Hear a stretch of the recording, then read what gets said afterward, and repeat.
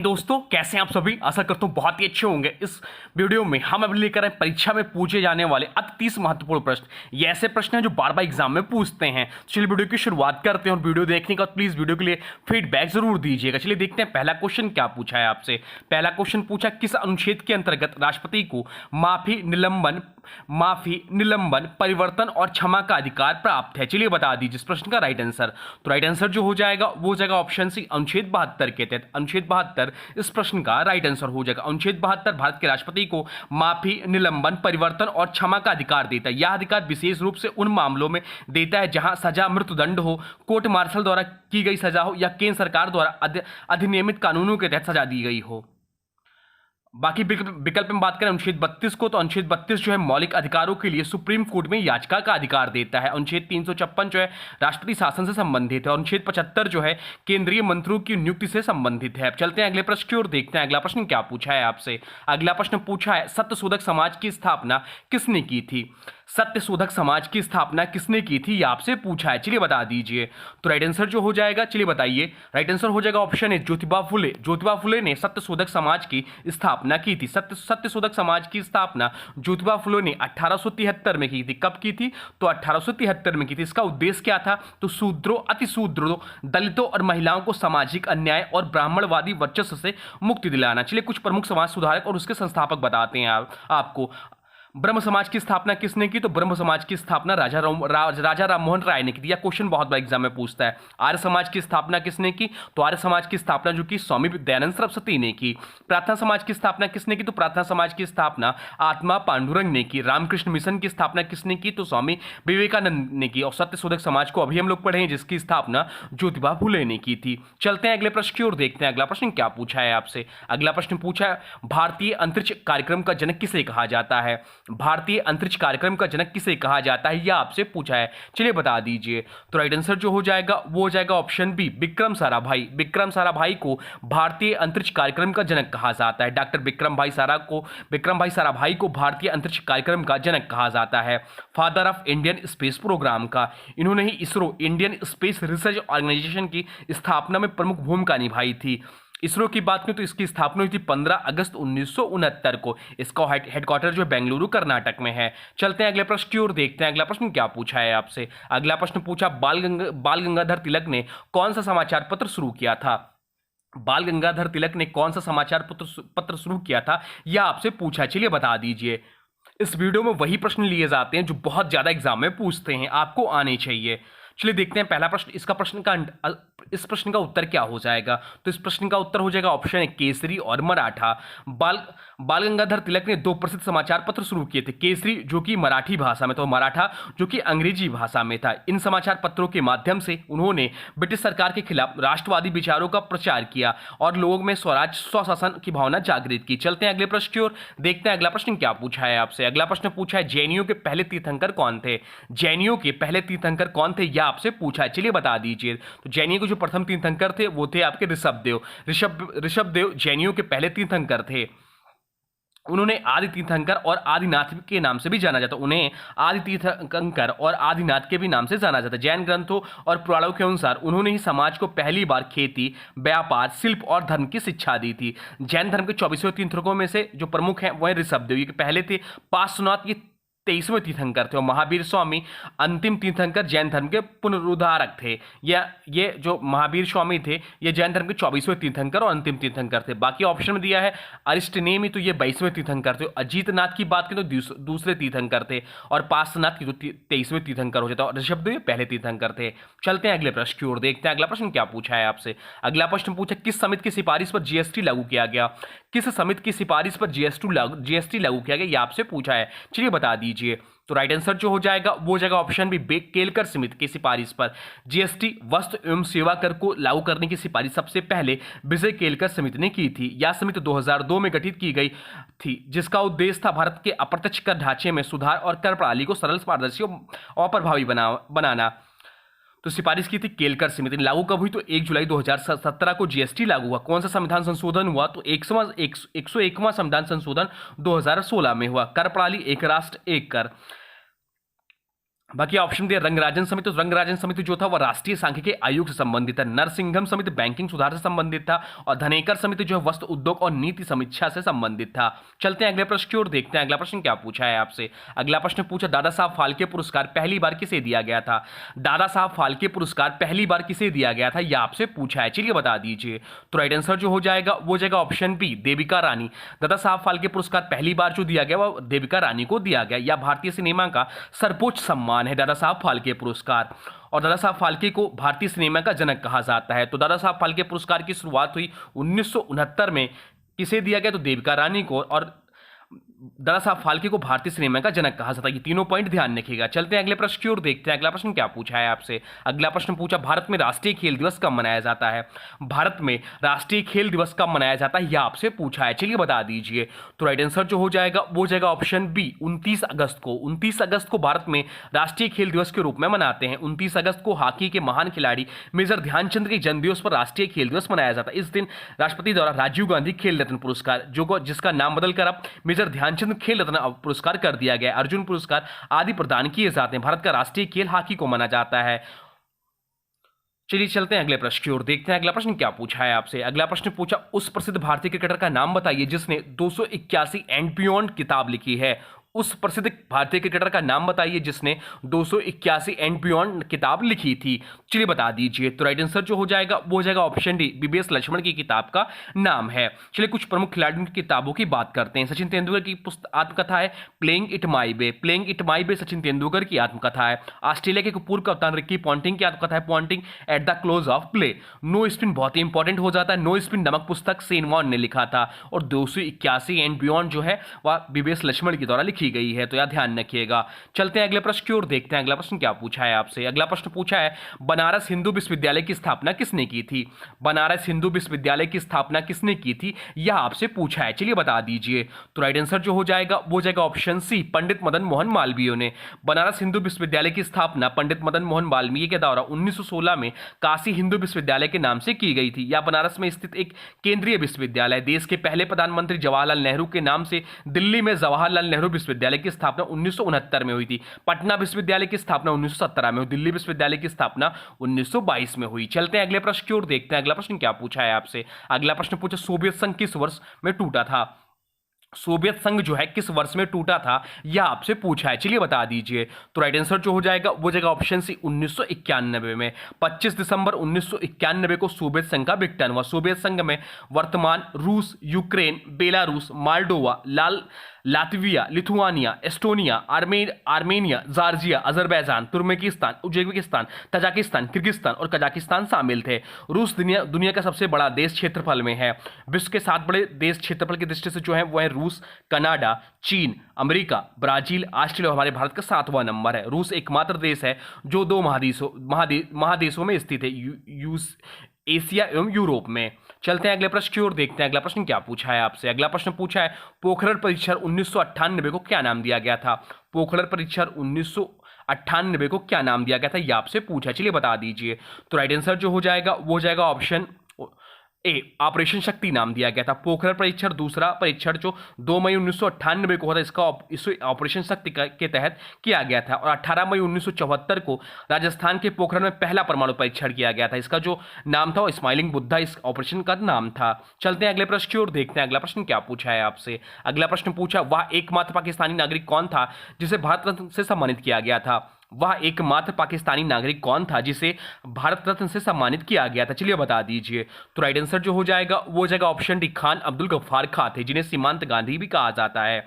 एकमात्र पाकिस्तानी नागरिक खान अब्दुल गफ्फार थे जिन्हें भारत रत्न से सम्मानित किया गया था। खान अब्दुल गफ्फार खां को सीमांत गांधी या फ्रंटियर गांधी के नाम से भी जाना जाता है। सीमांत गांधी को 1987 में भारत रत्न से सम्मानित किया गया था। 1990 में नेल्सन मंडेला भारत रत्न पाने वाले दूसरे विदेशी नागरिक थे। नेल्सन मंडेला को दक्षिण अफ्रीका का गांधी भी कहा जाता है। भारत रत्न पुरस्कार की शुरुआत 1954 में की गई थी। 1971 में इंदिरा गांधी को भारत रत्न से सम्मानित किया गया, जो पुरस्कार पाने वाली पहली महिला थी। तो यह भी एग्जाम में पूछ लेता है कि सबसे पहली महिला जिन्हें भारत रत्न पुरस्कार मिला है, तो 1971 में इंदिरा गांधी, या ध्यान रखिएगा। चलते हैं अगले प्रश्न की ओर, देखते हैं अगला प्रश्न क्या पूछा है आपसे। अगला प्रश्न पूछा स्टैच्यू ऑफ यूनिटी किस राज्य में है। स्टैच्यू ऑफ यूनिटी जो है वह किस राज्य में है यह आपसे पूछा है, चलिए बता दीजिए। तो राइट आंसर जो हो जाएगा वो जाएगा ऑप्शन ए, गुजरात में है। स्टेच्यू ऑफ यूनिटी भारत के प्रथम उप प्रधानमंत्री तथा प्रथम गृह मंत्री वल्लभ भाई पटेल के समर्पित एक स्मारक है। यह भारतीय राज्य गुजरात के नर्मदा जिले में स्थित है। इसके वास्तुकार जो थे रामसुतार थे। ऊंचाई इसकी जो है वह 182 मीटर या 597 फीट है। आधार सहित जो इसकी ऊंचाई है 240 मीटर है, लगभग 7 से 90 फीट। या विश्व की सबसे ऊंची मूर्ति। इसके बाद विश्व की दूसरी सबसे ऊंची मूर्ति चीन में स्प्रिंग टेम्पल बुद्ध है। चलते हैं अगले प्रश्न की ओर, देखते हैं अगला प्रश्न क्या पूछा है आपसे। अगला प्रश्न पूछा लाल बहादुर शास्त्री जी के समाधि का क्या नाम है। लाल बहादुर शास्त्री जी के समाधि का क्या नाम है, यह आपसे पूछा है, चलिए बता दीजिए। तो लाल बहादुर शास्त्री जी के समाधि का जो नाम है वो विजय घाट है। विजय घाट लाल बहादुर शास्त्री जी के समाधि का नाम है। राजघाट जो है वह महात्मा गांधी जी के समाधि का नाम। किसान घाट चौधरी चरण सिंह के समाधि का नाम है। वीरभूमि जो है राजीव गांधी जी के समाधि का नाम है। महाप्रयाग डॉक्टर राजेंद्र प्रसाद जी के समाधि का नाम है। नारायण घाट जो गुलजारी लाल नंदा जी के समाधि का नाम है। शांतिवन जो है जवाहरलाल नेहरू जी के समाधि स्थल का नाम है। शक्ति स्थल जो है इंदिरा गांधी जी के समाधि स्थल का नाम है। चलते हैं अगले प्रश्न की ओर, देखते हैं अगला प्रश्न क्या पूछा है आपसे। अगला प्रश्न पूछा है 1948 ओलंपिक में पहला स्वर्ण पदक जीतने वाले भारतीय राष्ट्रीय फील्ड हॉकी टीम के कप्तान कौन थे। इंपॉर्टेंट प्रश्न है। या 1948 ओलंपिक्स में पहला स्वर्ण पदक जीतने वाले भारतीय राष्ट्रीय फील्ड हॉकी टीम का कप्तान कौन था, यह आपसे पूछा है, चलिए बता दीजिए। तो राइट आंसर जो हो जाएगा वो जगह ऑप्शन है किशन लाल जी थे। 1948 ओलंपिक्स में पहला स्वर्ण पदक जीतने वाले भारतीय राष्ट्रीय फील्ड हॉकी टीम के कप्तान किशन लाल थे। सरदार सिंह भारत के फील्ड हॉकी के खिलाड़ी थे और उन्हें भारत सरकार ने अर्जुन पुरस्कार 2012 से सम्मानित किया। हॉकी की सर्वोच्च संस्था फेडरेशन इंटरनेशनल दी हॉकी FIH है। इसकी स्थापना 1884 ईस्वी में की गई। मेजर ध्यानचंद हॉकी के महानतम खिलाड़ी। हॉकी का पहला विश्व कप 1971 में बार्सिलोना में आयोजित किया गया था। चलते हैं अगले प्रश्न की ओर, देखते हैं अगला प्रश्न क्या पूछा है आपसे। अगला प्रश्न पूछा भारतीय संविधान में पहला संशोधन किस वर्ष किया गया था। भारतीय संविधान में पहला संशोधन किस वर्ष किया गया था, यह आपसे पूछा है, चलिए बता दीजिए। तो राइट आंसर जो हो जाएगा वो जगह ऑप्शन बी 1951 में। भारतीय संविधान में पहला संशोधन वर्ष 1951 में किया गया था। 1951 हुआ प्रथम संविधान संशोधन के द्वारा ही भारतीय संविधान की एक नई अनुसूची 9वीं को जोड़ा गया। अनुच्छेद 368 के तहत भारतीय संविधान में संशोधन करने का अधिकार संसद को प्रदान किया गया। भारतीय संविधान को संविधान सभा द्वारा बनाया गया था। भारतीय संविधान 26 नवंबर 1949 को बनकर तैयार हुआ था। भारतीय संविधान 26 जनवरी 1950 को लागू हुआ था। ये सब पॉइंट भी ध्यान रखिएगा। चलते हैं अगले प्रश्न की ओर, देखते हैं अगला प्रश्न क्या पूछा है आपसे। अगला प्रश्न पूछा है उस स्थान का नाम बताइए जहां ओलंपिक खेल की उत्पत्ति हुई थी। उस स्थान का नाम बताइए जहां ओलंपिक खेल की उत्पत्ति हुई थी, यह आपसे पूछा है, चलिए बता दीजिए। तो राइट आंसर हो जाएगा ऑप्शन बी यूनान। यूनान में ओलंपिक खेलों की उत्पत्ति हुई थी। यूनान यूरोप महाद्वीप में स्थित देश है जहां के लोगों को यूनानी या यवन कहते हैं। ओलंपिक खेलकूद प्रतियोगिता की शुरुआत 1896 से शुरू हुई थी। ओलंपिक में मसाला प्रज्वलित करने की परंपरा बर्लिन ओलंपिक 1996 से प्रारंभ हुई। अंतर्राष्ट्रीय ओलंपिक समिति का मुख्यालय लुसाने स्विट्जरलैंड में है। 2028 में जो ओलंपिक खेल होगा वह लॉस एंजलिस अमेरिका में प्रस्तावित है। और बीजिंग ओलंपिक जो हुआ ऑप्शन में दिया है या 2008 में हुआ। लंदन ओलंपिक जो हुआ 2012 में हुआ। 2016 का जो ओलंपिक हुआ था रियो डी जेनेरियो में हुआ था। और 2020 का जो ओलंपिक हुआ था जो कि 2021 में हुआ वह जापान की राजधानी टोक्यो में। और 2024 का जो ओलंपिक हुआ था पेरिस फ्रांस में हुआ था। चलते हैं अगले प्रश्न की ओर, देखते हैं अगला प्रश्न क्या पूछा है आपसे। अगला प्रश्न पूछा है भारत सरकार द्वारा योजना आयोग किस वर्ष में स्थापित किया गया। भारत सरकार द्वारा योजना आयोग किस वर्ष स्थापित किया गया, यह आपसे पूछा है, चलिए बता दीजिए। तो राइट आंसर हो जाएगा ऑप्शन डी 1950 में। भारत सरकार द्वारा योजना आयोग वर्ष 1950 में स्थापित किया गया था। योजना आयोग की स्थापना 15 मार्च 1950 को की गई थी। 2014 में योजना आयोग का नाम बदलकर नीति आयोग कर दिया गया। इसका पूरा नाम है नीति आयोग का national institute for transforming India, राष्ट्रीय भारत प्रवर्तन संस्थान। इसकी स्थापना हुई जनवरी 2015 में। हेडक्वार्टर है न्यू दिल्ली में। चलते हैं अगले प्रश्न की ओर, देखते हैं अगला प्रश्न क्या पूछा है आपसे। अगला प्रश्न पूछा है भारत का पहला सौर ऊर्जा चलित रेलवे स्टेशन कौन सा है। भारत का पहला सौर ऊर्जा चलित रेलवे स्टेशन कौन सा है, यह आपसे पूछा है, चलिए बता दीजिए। तो राइट आंसर जो हो जाएगा वो जाएगा ऑप्शन सी गुवाहाटी, जहां पर कामाख्या देवी मंदिर स्थित है। यह भी पूछ लेता है। गुवाहाटी स्टेशन असम में स्थित है। या भारतीय रेलवे तक 2030 तक नेट जीरो कार्बन एमिशन लक्ष्य है। इसका भारतीय रेलवे का 2030 तक नेट जीरो कार्बन एमिशन का लक्ष्य है। चलते हैं अगले प्रश्न की ओर, देखते हैं अगला प्रश्न क्या पूछा है आपसे। अगला प्रश्न जो पूछा है वह पूछा है किस भारतीय राज्य में हॉर्नबिल त्योहार मनाया जाता है। किस भारतीय राज्य में हॉर्नबिल त्योहार मनाया जाता है, यह आपसे पूछा है, चलिए बता दीजिए। तो राइट आंसर जो हो जाएगा वो जाएगा ऑप्शन डी नागालैंड।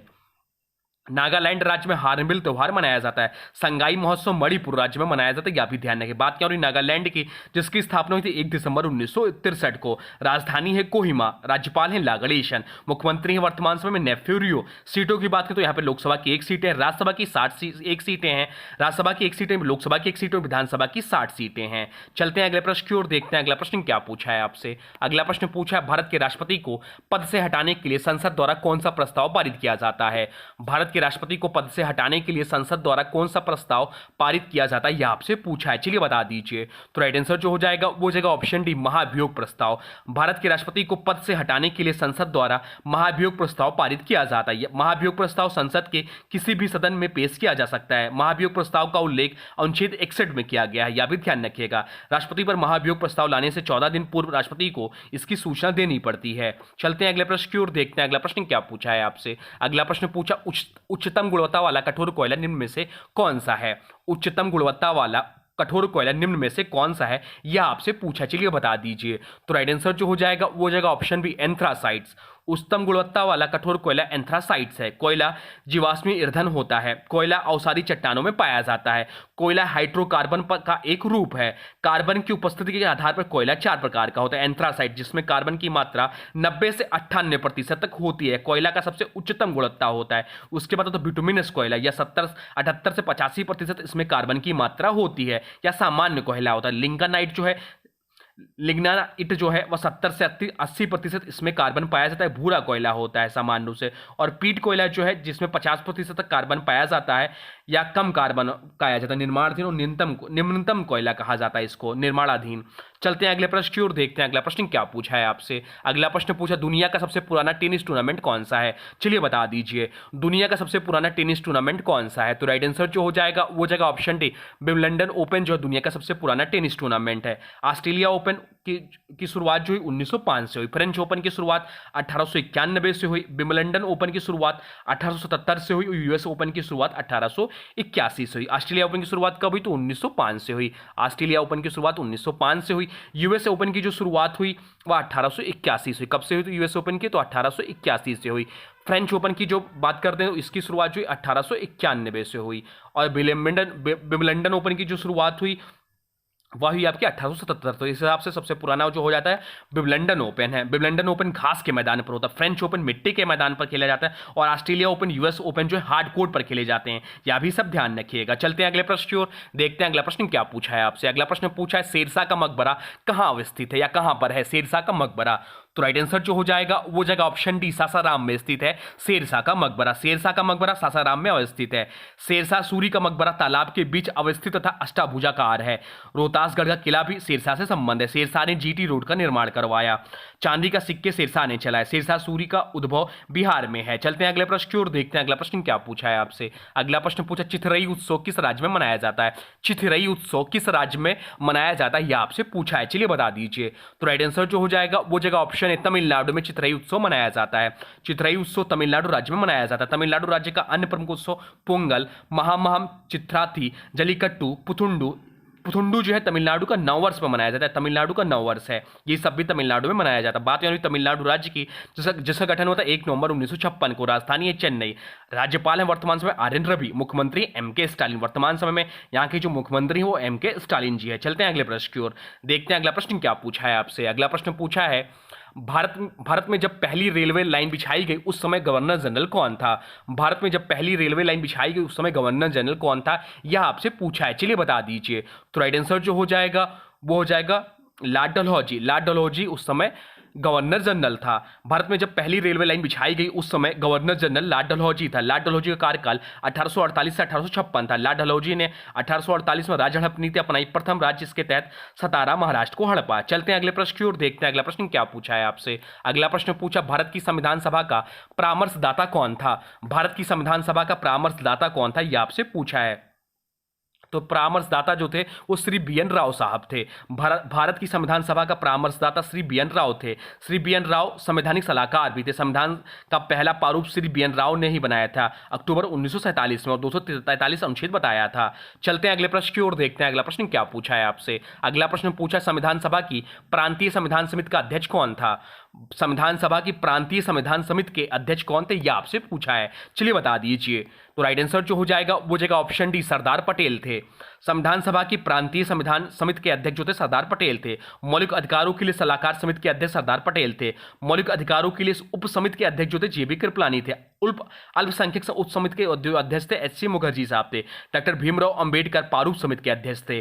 पंडित जवाहरलाल नेहरू संघ शक्ति समिति व संघ संविधान समिति के प्रमुख थे। डॉक्टर राजेंद्र प्रसाद संचालन समिति के प्रमुख थे। ये सब पॉइंट ध्यान रखिएगा। चलते हैं आज के अंतिम क्वेश्चन की ओर, देखते हैं अंतिम क्वेश्चन क्या पूछा है आपसे। अंतिम क्वेश्चन पूछा है, जहांगीर के काल में मुगल दरबार में आने वाला पहला अंग्रेज कौन था।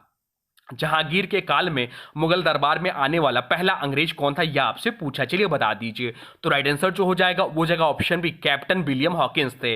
जहांगीर के काल में मुगल दरबार में आने वाला पहला अंग्रेज कैप्टन विलियम हॉकिंस था।